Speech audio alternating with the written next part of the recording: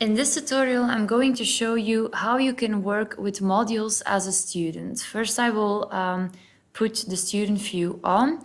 So here we are in a course, test studentenbegeleiding, and often a teacher will group, in fact, his material, his learning activities by modules. And modules are, in fact, parts of a course that have a particular topic or a particular subject or a particular focus.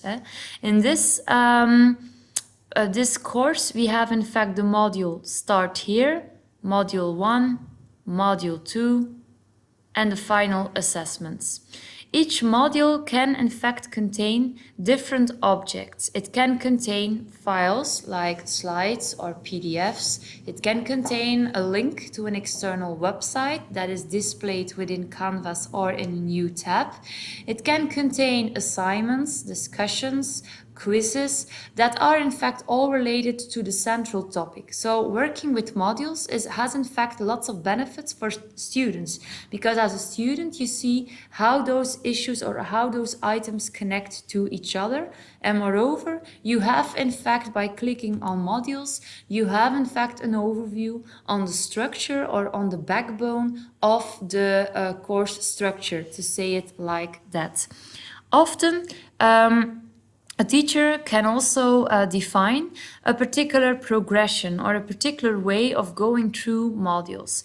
How can you see that? You can see that if there are some requirements you have to meet, it is in fact displayed in light gray in each module. For instance, here the first requirement is that the student follows the first module start here.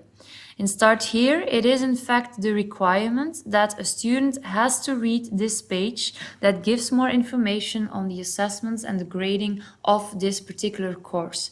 When a student has read that, he has to in fact mark the page as ready. Then he can continue to the next module.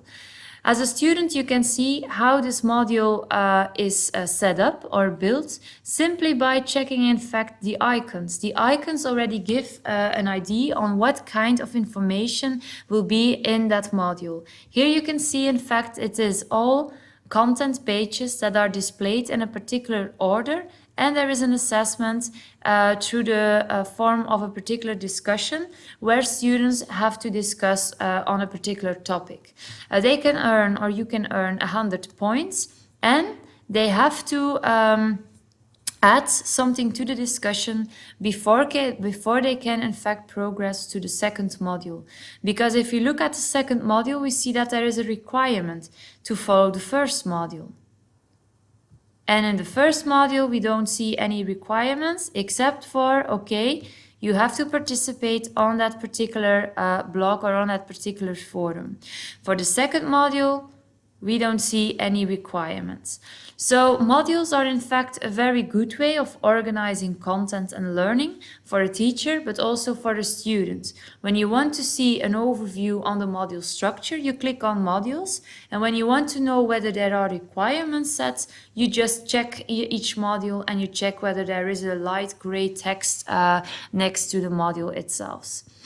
The icons also give you some information regarding your progress. For instance, the orange icons will only appear when you, for instance, missed an assignment. When you, for instance, missed a deadline, you will see an orange icon. However, if the assignment is still available, I would advise you to, in fact, upload that assignment, and maybe you will still get some points. When a blue info button appears, it means that you have done your assignment, but there is no feedback or no grading yet. So the teacher is still working on it.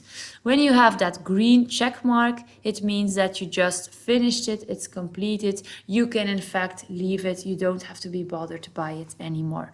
So modules are a good way to work, a good way to plan your study, a good way to see, okay, where are you?